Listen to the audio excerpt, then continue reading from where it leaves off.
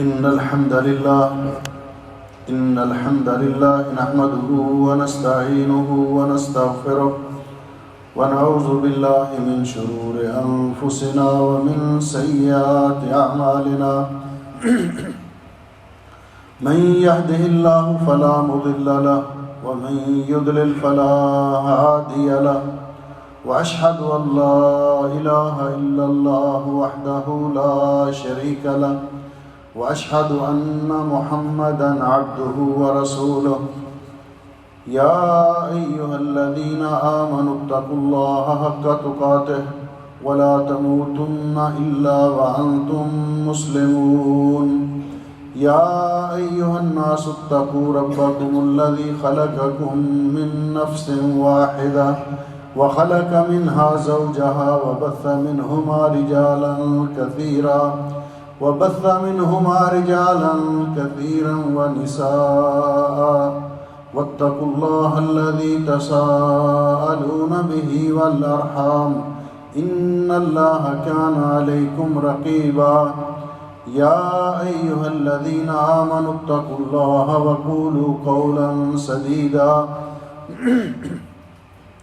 يصلح لكم أعمالكم ويغفر لكم ذنوبكم ومن يطع الله ورسوله فقد فاز فوزا عظيما اللهم صل على محمد وعلى آل محمد كما صليت على إبراهيم وعلى آل إبراهيم إنك حميد مجيد اللهم بارك على محمد وعلى آل محمد كما باركت على إبراهيم وعلى آل إبراهيم إنك حميد مجيد أما بعد فيا أيها الناس إن خير الحديث كتاب الله وخير الهدي هدي محمد صلى الله عليه وسلم وشر الأمور محدثاتها وكل محدثة بدعة وكل بدعة ضلالة وكل ضلالة في النار۔ قابل صد احترام بزرگوں، بھائیوں، عزیزوں، لائق صد احترام ماؤں اور بہنوں، آج کے خطبہ جمعہ کا عنوان ہے فضل آیت الکرسی و فوائدها، آیت الکرسی کی فضیلت اور اس کے فوائد۔ حضرات گرامی قدر، آیت الکرسی قرآن کریم کی سب سے عظیم آیت ہے، اور اس کو آیت الکرسی اس لیے کہا جاتا ہے کہ اس کے اندر اللہ رب العزت کی کرسی عظیم کا ذکر ہے، جو کہ عرش عظیم کے بعد اللہ تعالیٰ کی مخلوقات میں سب سے بڑی مخلوق ہے۔ یہ آیت کریمہ سورہ بقرہ کی آیت نمبر 255 ہے۔ علماء نے اس کے حروف کا شمار کیا تو کسی نے بتایا کہ اس کے حروف 188 ہیں، اور کسی نے 185 حروف کا تذکرہ کیا ہے۔ اس آیت کریمہ کے اندر اللہ سبحانہ و تعالیٰ نے اپنی توحید، اپنی قدرت، اپنی رفعت شان اور اپنے مقام و مرتبہ کے وہ مسائل ذکر کیے ہیں جو کسی دوسری آیت میں ذکر نہیں ہوئے۔ اس میں اللہ رب العزت نے اپنے 5 اسماء حسنہ کا ذکر کیا ہے، اور تقریباً 20 کے قریب اللہ رب العزت کی صفات باکمال کا تذکرہ ہے۔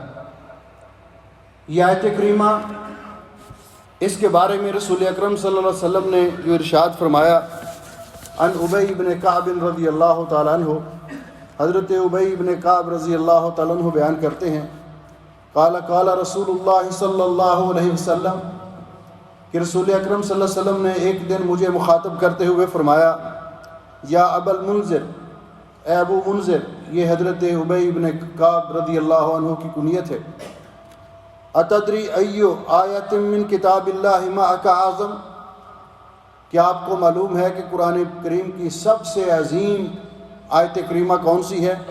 قلت اللہ و رسولہ اعلم، تو میں نے عرض کیا جو صحابہ کرام کا ایک انداز تھا، رسول اکرم صلی اللہ علیہ وسلم کے ادب اور آپ کے احترام کے پیش نظر وہ عمومی طور پر بعض اوقات کسی چیز کا علم ہوتا بھی تو وہ سمجھتے کہ شاید ہمارے پاس اس کا مکمل علم نہیں ہے، تو اللہ رب العزت کے پیارے نبی حضرت محمد رسول اللہ صلی اللہ علیہ وسلم کی خدمت میں عرض کرتے اللہ و رسولہ عالم، اللہ اور اللہ کے رسول ہی زیادہ جانتے ہیں۔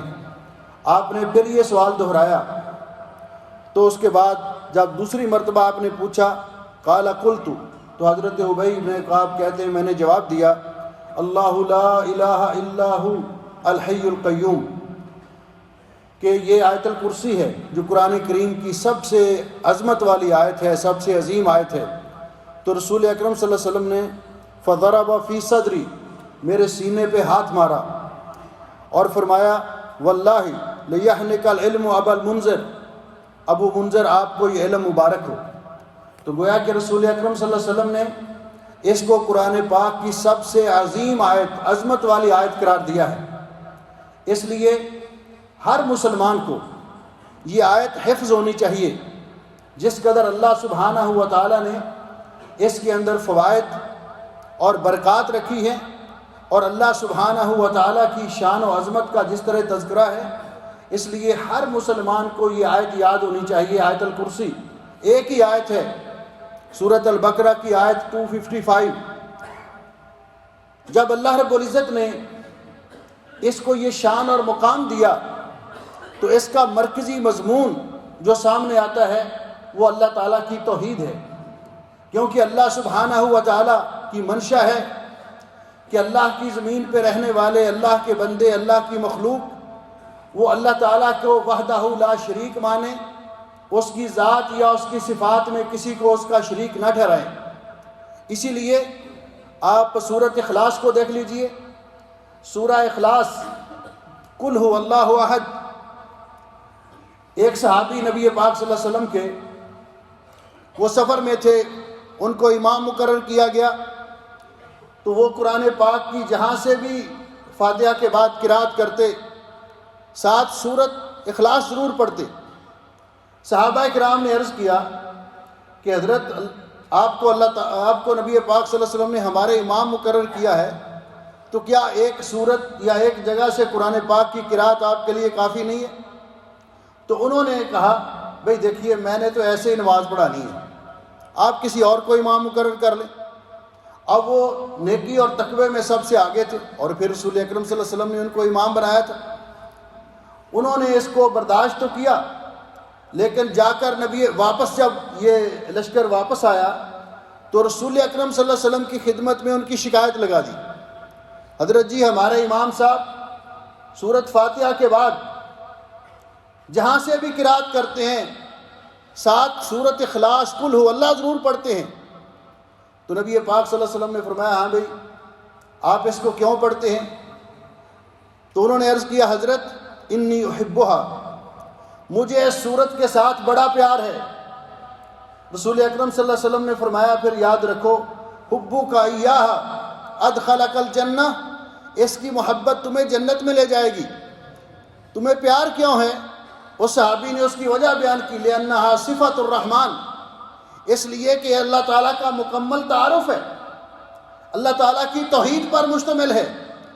تو یہ سورت چونکہ اللہ کی توحید پر مشتمل ہے، اس لیے رسول اکرم صلی اللہ علیہ وسلم نے فرمایا کیا تم میں سے کوئی شخص اس بات سے عاجز ہے کہ رات کو سونے سے پہلے ثلث قرآن کی تلاوت کر کے سوئے؟ تو صحابہ اکرام نے عرض کیا حضرت یہ ہر ایک سے تو ایسا ممکن نہیں ہے۔ آپ نے فرمایا سورہ اخلاص قل هو اللہ احد تعدل ثلث القرآن، سورہ اخلاص کی تلاوت ثلث قرآن کے برابر ہے، کیونکہ اس میں اللہ کی توحید کا ذکر ہے۔ اسی طرح یہ آیت الکرسی یہ بھی اللہ تعالیٰ کی توحید پر مشتمل ہے۔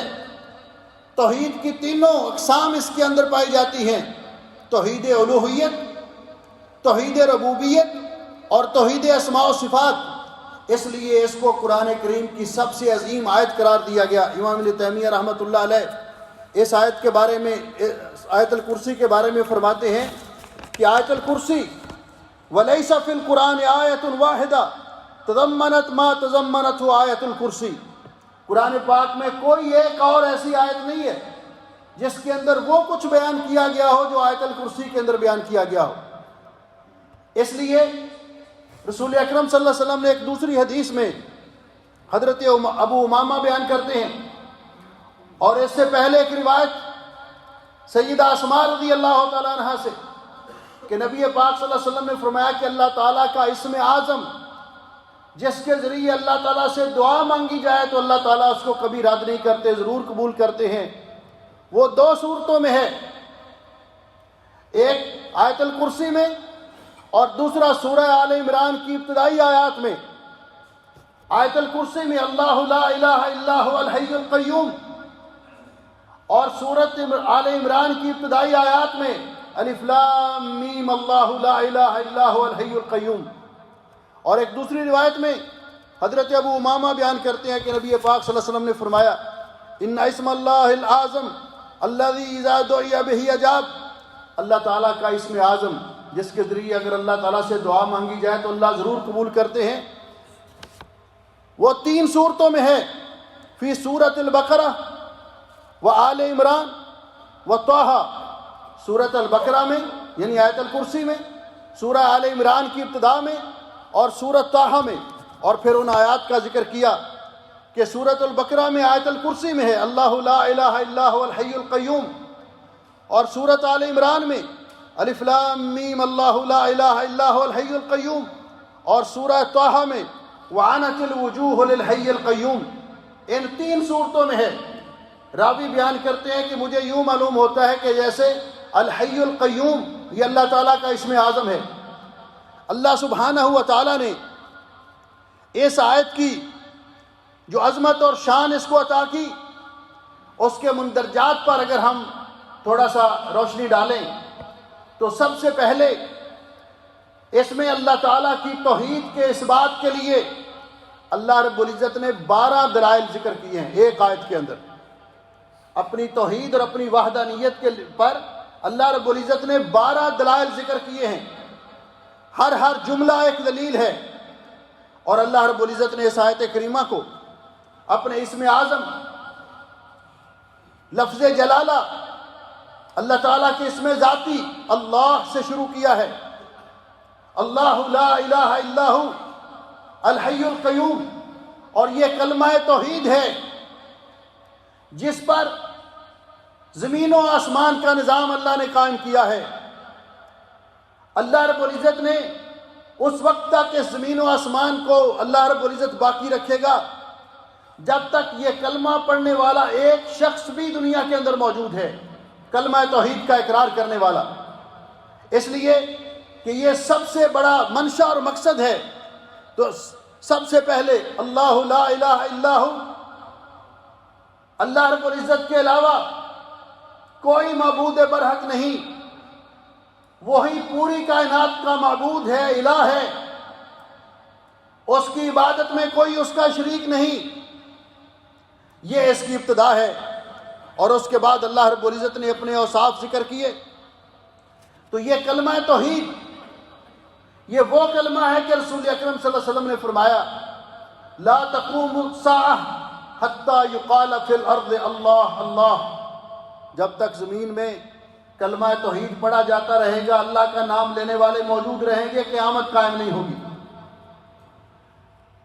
پہلے نمبر پر یہ کلمہ توحید، اور اس کے بعد الحی، اللہ رب العزت نے اپنے اسماء حسنہ میں سے اس کا تذکرہ کیا۔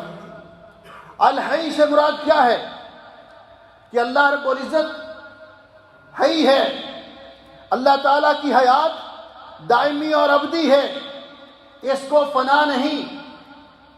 اللہ رب العزت کی یہ حیات ذاتی ہے، اس کو کوئی نقص لاحق نہیں ہوتا، کوئی قصور لاحق نہیں ہوتا، اس کے اندر کوئی کمی واقع نہیں ہوتی۔ اللہ رب العزت نے فرمایا ایک تو قرآن پاک میں، دوسری جگہ پر وَتَوَكَّلْ عَلَى الْحَيِّ الَّذِي لَا يَمُوتُ، اس ذات پر توکل کیجئے جو حی ہے، ایسی حیات جس کو کبھی فنا نہیں، موت نہیں آئے گی۔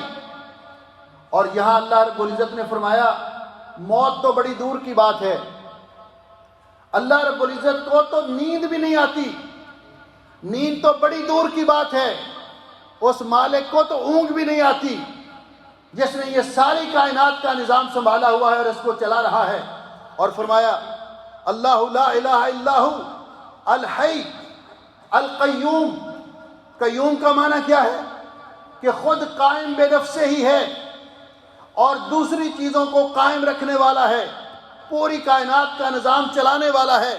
اور اللہ رب العزت نے سورہ روم میں فرمایا وَمِنْ آیَاتِهِ، اللہ تعالیٰ کی آیات میں سے، نشانیوں میں سے، قدرت کے نشانات میں سے یہ بھی ہے أَن تَقُومَ السَّمَاءُ وَالْأَرْضُ بِأَمْرِهِ، کہ آسمان و زمین کا نظام اللہ کے حکم سے قائم ہے.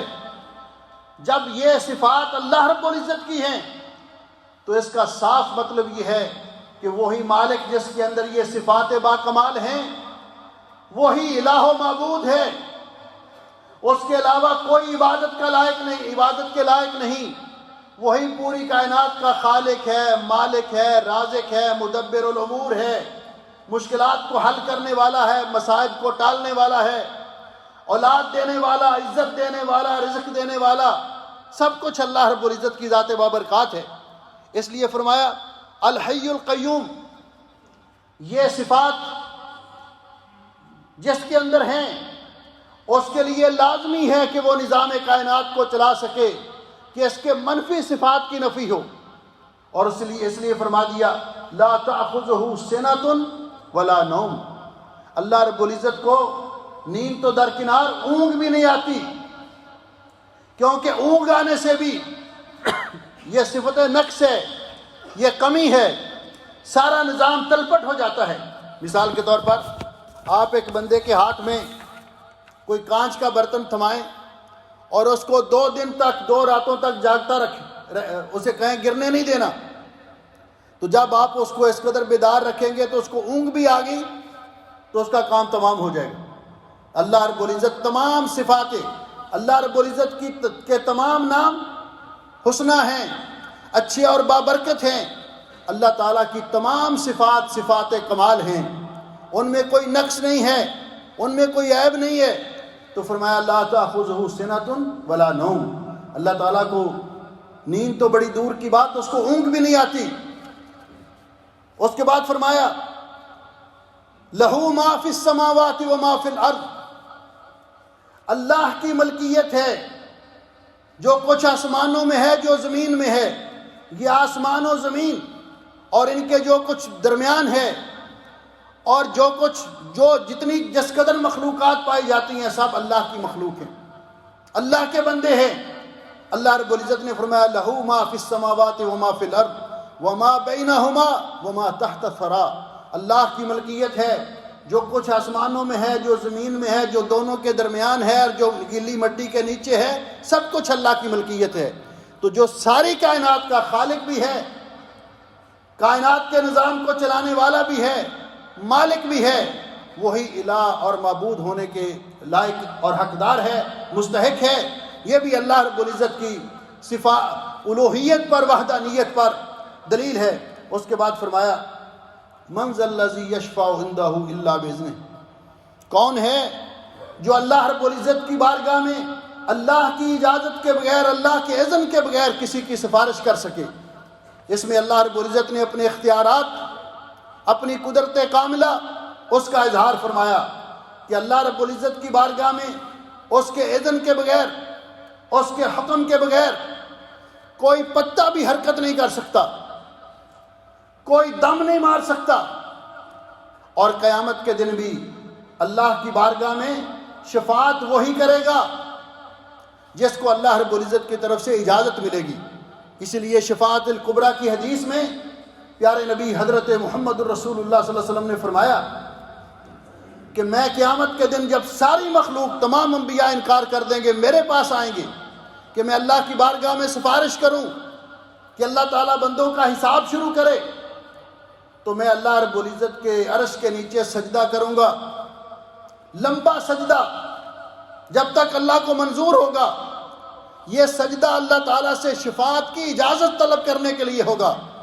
فرمایا پھر اللہ رب العزت مجھے فرمائیں گے ارفع راسک، اے محمد صلی اللہ علیہ وسلم اپنا سر مبارک اٹھائیے، سل توتا، آپ سوال کیجئے، مانگیے جو مانگتے ہو آپ کو عطا کیا جائے گا. وشفع تشفع، آپ سفارش کیجئے جن کی کرنا چاہتے ہو، آپ کی سفارش قبول کی جائے گی۔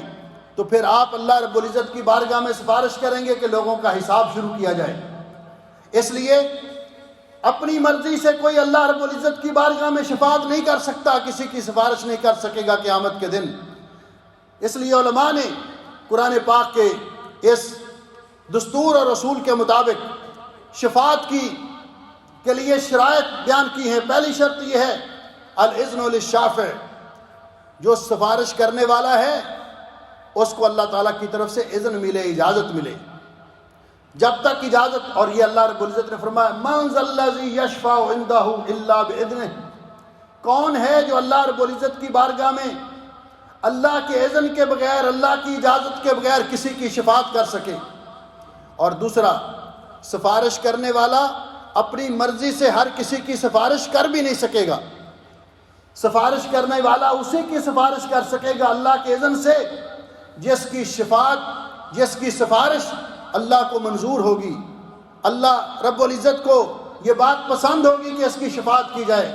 اللہ رب العزت فرماتے ہیں سورۃ الانبیاء کی آیت نمبر 28 میں وَلَا يَشْفَعُونَ إِلَّا لِمَنِ ارْتَضَىٰ، وہ اپنی مرضی سے کسی کی سفارش نہیں کر سکیں گے شفاعت کرنے والے، بلکہ اسی کی شفاعت کریں گے جس پر اللہ راضی ہوگا، اللہ کی رضا حاصل ہوگی کہ اس کی شفاعت کی جائے۔ اس لیے پہلی شرط الاذن للشافع، اور دوسری شرط الرضا عن المشفوع لہ، جس کی سفارش کی جائے گی اس پر بھی اللہ کی رضا شامل ہو، اللہ کی رضا حاصل ہو اس کو۔ اور یہ شفاعت قیامت کے دن رسول اکرم صلی اللہ علیہ وسلم کی کن کو حاصل ہوگی، کن کو ملے گی؟ حضرت ابو ہریرہ رضی اللہ تعالیٰ عنہ بیان کرتے ہیں کہ ایک دن میں نے عرض کیا اللہ کے رسول، اور صحیح بخاری کی حدیث ہے، من اسعد الناس بشفاعتک یوم القیامہ، قیامت کے دن کس خوش نصیب کو آپ کی شفاعت نصیب ہوگی؟ تو نبی پاک صلی اللہ علیہ وسلم نے فرمایا ابو ہریرہ مجھے پتا تھا کہ تو ہی مجھ سے یہ سوال کرے گا، کیونکہ تو علم حاصل کرنے پر بڑا حریص ہے۔ اور اس کے بعد آپ نے فرمایا اسعد الناس بشفاعتی یوم القیامہ، قیامت کے دن میری شفاعت اس نیک بخت اور سعادت مند شخص کو حاصل ہوگی من قال لا الہ الا اللہ خالصا من قبل نفسہ، جس نے دل کی گہرائی سے، سچے دل سے لا الہ الا اللہ کلمہ توحید کا اقرار کیا ہوگا۔ کلمہ پڑھنے کے بعد پھر اس نے اس کے ساتھ شرک کو نہیں ملایا ہوگا، شرک کی آمیزش نہیں کی ہوگی، اس کو قیامت کے دن میری شفاعت ملے گی۔ اس کے بعد اللہ رب العزت فرماتے ہیں یعلم ما بین ایدیہم وما خلفہم، اللہ رب العزت نے اپنا یہ بھی وصف بیان کیا کہ اللہ تعالیٰ کا علم کمال ہے، ابدی ہے، ازلی ہے۔ اللہ رب العزت ہر چیز کا علم رکھتا ہے، اس سے کوئی چیز لا تخفی علیہ خافیہ، کوئی چیز اس سے پوشیدہ نہیں۔ یعلم خائنۃ الاعین وما تخفی الصدور، اللہ تعالیٰ خیانت کرنے والی آنکھوں کو بھی جانتا ہے، دل کے اندر جو چیز خیالات پیدا ہوتے ہیں ان کو بھی جانتا ہے۔ وَأَنَّ اللَّهَ قَدْ أَحَاطَ بِكُلِّ شَيْءٍ عِلْمًا، اللہ تعالیٰ کا علم ہر چیز کو محیط ہے۔ تو فرمایا اللہ تعالیٰ جانتا ہے ما بین ایدیہم، جو لوگوں نے اعمال آگے کیے، آگے بھیجے، ایک ترجمہ اس کا، وما خلفہم، اور جو پیچھے چھوڑ کر گئے۔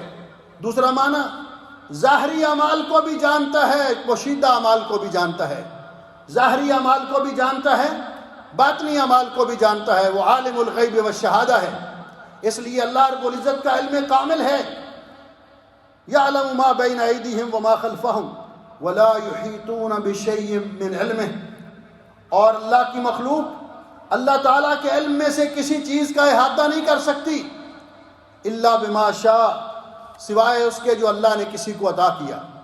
مخلوق میں سے اللہ نے جس کو جتنا علم عطا کیا وہ اللہ نے عطا کیا ہے، اور اللہ تعالیٰ کی مخلوق کا علم اللہ کے علم کے مقابلے میں کیسے ہے؟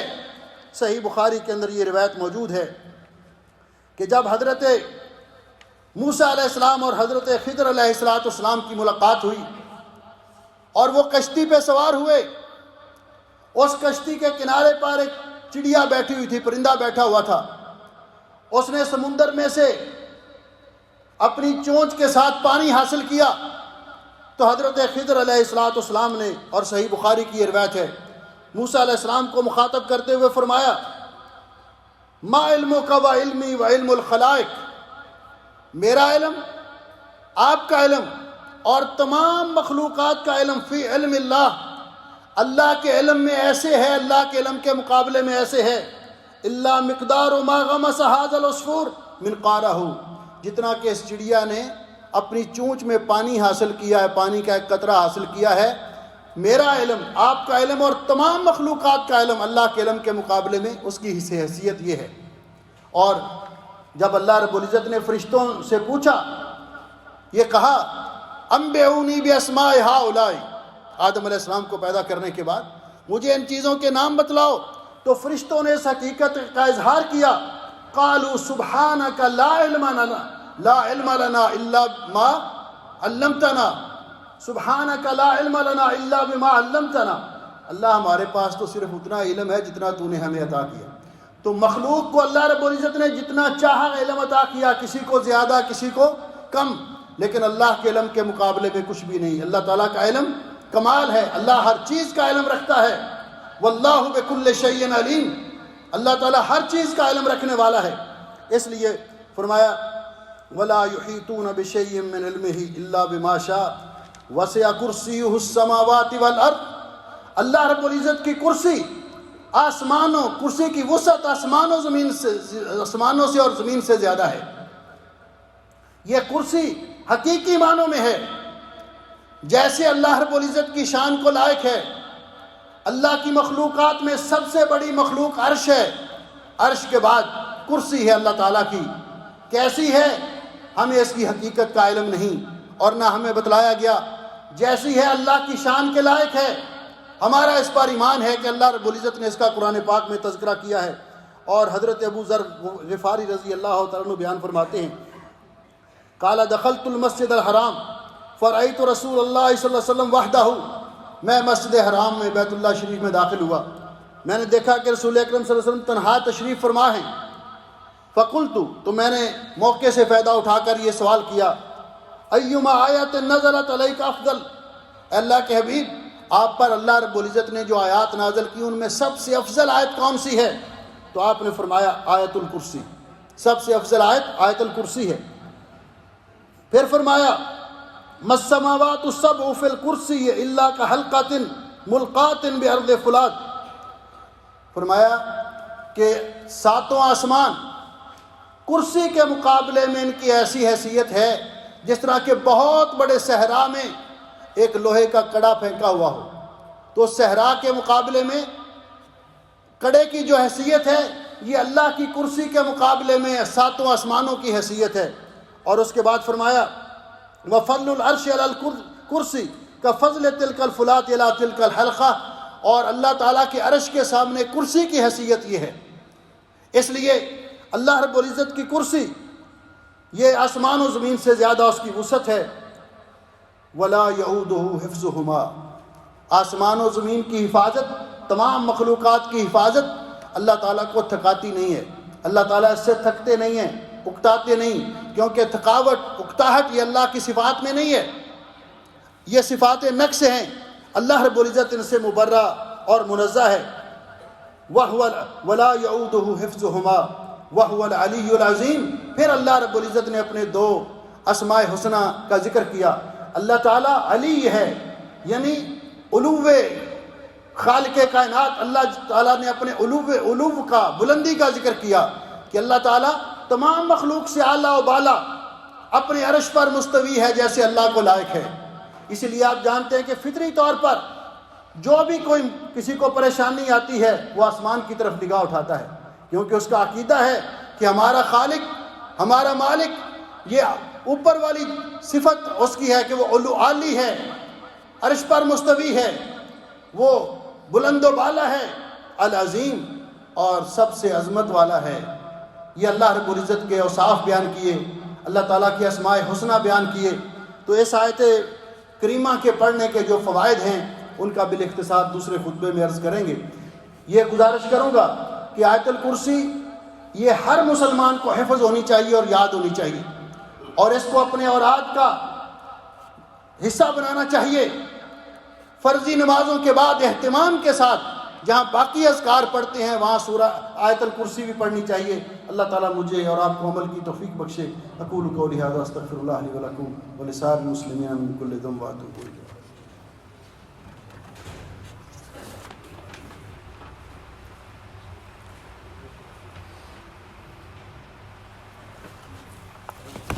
ان الحمد لله نحمده ونستعينه ونستغفره ونعوذ بالله من شرور انفسنا ومن سيئات اعمالنا من يهده الله فلا مضل له ومن يضلل فلا هادي له اشهد ان لا اله الا الله وحده لا شريك له واشهد ان محمدا عبده ورسوله اما بعد۔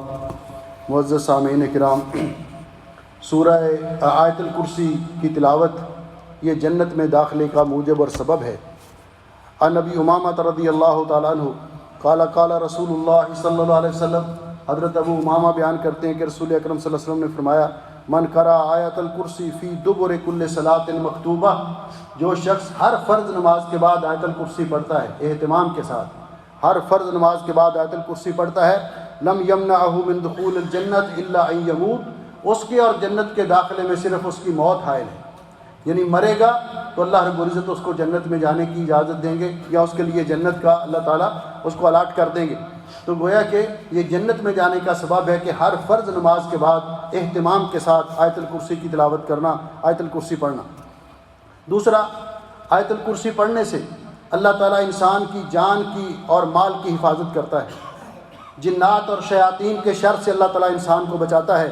حضرت ابو ہریرہ رضی اللہ تعالیٰ عنہ بیان فرماتے ہیں کہ ایک دفعہ نبی پاک صلی اللہ علیہ وسلم نے صدقۃ الفطر کا مال جو غلہ مسجد نبوی شریف میں جمع ہوا اس کی حفاظت کے لیے مجھے مقرر کیا۔ رات کو اچانک چور آ گیا، پھٹا پرانا لباس پہنا ہوا، مفلوق الحال انسان کی شکل میں، وہ وہاں سے صدقے کا مال جو جمع تھا وہ ڈالنے لگا، تو میری آنکھ کھل گئی، میں نے اس کو پکڑ لیا۔ وہ منت سماجت کر کے مجھ سے چھوٹ گیا، میں فقیر آدمی ہوں، چھوٹے چھوٹے بچے ہیں، میں محتاج ہوں، میں اس لیے آیا تھا، آئندہ نہیں آؤں گا۔ تو دن کو نبی پاک صلی اللہ علیہ وسلم تشریف لائے تو حضرت ابو ہریرہ رضی اللہ عنہ بیان کرتے ہیں کہ میں نے رسول اکرم صلی اللہ علیہ وسلم کے سامنے یہ قصہ بیان کیا، تو آپ نے فرمایا اچھا آپ نے اس کو چھوڑ دیا، وہ کل پھر آئے گا۔ یہ آپ نے کیوں فرمایا؟ اس لیے کہ یہ چور کی عادت ہوتی ہے کہ جہاں وہ دیکھتا ہے کہ چوکی دار میں، پہرے دار میں نرم گوشہ پایا جاتا ہے تو وہ بار بار ٹرائی کرتا رہتا ہے، اگر داؤ لگ گیا تو ٹھیک ہے، نہیں تو منت سماجت کر کے چھوٹ جاؤں گا۔ وہ واقعتاً اگلی رات پھر آ گیا۔ جب آپ نے فرمایا ہاں آپ دن کو تشریف لائے تو فرمایا ما فعل اسیرک البارحہ، بھئی رات کو وہ آپ کا جو تھا چور جس کو آپ نے پکڑا تھا اس نے کیا کیا؟ کہا جی پھر آیا تھا۔ آپ نے فرمایا پھر؟ جی اس نے بہت منت سماجت کی، میں نے پھر چھوڑ دیا۔ آپ نے فرمایا اب بھی آئے گا، آپ نے اس کو اب چھوڑنا نہیں۔ تیسری بار آیا تو اب پکڑ لیا، تیسری رات کو کہا کہ اب میں نے آپ کو نہیں چھوڑنا۔ بڑی منت سماجت کی، انہوں نے کہا نہیں میں نے آپ کو نہیں چھوڑنا، رسول اکرم صلی اللہ علیہ وسلم کی خدمت میں آپ کو پیش کیا جائے گا۔ وہ گھبرا گیا، اس نے کہا میں آپ کو ایک ایسا عمل بتا دیتا ہوں، اگر آپ پڑھ کے سو جایا کریں تو شیطان آپ کے قریب نہیں آئے گا، آپ کے مال کو کوئی چور اور ڈاکو نہیں لگے گا۔ مومن کے دل میں یہ حرص ہوتی ہے کہ ایسی کوئی چیز مل جائے جو فائدہ مند ہو۔ اس نے کہا آپ مجھے چھوڑ دیں، وعدہ کریں تو میں آپ کو بتاؤں گا۔ تو جب انہوں نے وعدہ کر لیا تو اس نے کہا آیت الکرسی پڑھ لیا کرو۔ انہوں نے وعدے کے مطابق اس کو چھوڑ دیا۔ جب رسول اکرم صلی اللہ علیہ وسلم صبح کو تشریف لائے تو آپ نے فرمایا کہ ہاں بھائی، انہوں نے پورا واقعہ سنایا کہ اس نے کہا تھا آیت الکرسی پڑھ لیا کرو۔ آپ نے فرمایا کہ صدقہ کا، اس نے بات ٹھیک کہی ہے، وہو کذوب، ہے وہ بڑا جھوٹا، لیکن یہ بات اس نے صحیح کی ہے۔ آپ نے فرمایا ابو ہریرہ جانتے ہو وہ کون تھا 3 راتوں سے آ رہا تھا آپ کا مال چرانے کے لیے؟ کہا جی مجھے تو پتہ نہیں۔ فرمایا وہ شیطان تھا، وہ شیطان تھا۔ اس کے بعد آپ نے فرمایا کہ جو شخص آیت الکرسی اپنے بستر پر جانے سے پہلے بستر پر جا کر آیت الکرسی پڑھ لیتا ہے، اللہ تعالیٰ اس کے لیے صبح تک ایک محافظ مقرر کر دیتے ہیں، ایک محافظ اس کی حفاظت کرنے والا، شیطان اور اس کو پریشان کرنے والا کوئی اس کے قریب نہیں آ سکتا۔ اس لیے رات کو سونے سے پہلے آیت الکرسی پڑھ کے سونا چاہیے، اللہ تعالیٰ جان اور مال کی حفاظت کرتا ہے۔ اللہ تعالیٰ مجھے اور آپ کو عمل کی توفیق بخشے۔ ان اللہ و ملائکتہ یصلون علی النبی یا ایھا الذین آمنوا صلوا علیہ وسلموا تسلیما۔ اللہم صل علی محمد وعلی آل محمد کما صلیت علی ابراہیم وعلی آل ابراہیم انک حمید مجید۔ اللہم بارک علی محمد وعلی آل محمد کما بارکت علی ابراہیم وعلی آل ابراہیم انک حمید مجید۔ ربنا ظلمنا انفسنا وإن لم تغفر لنا وترحمنا لنكونن من الخاسرين۔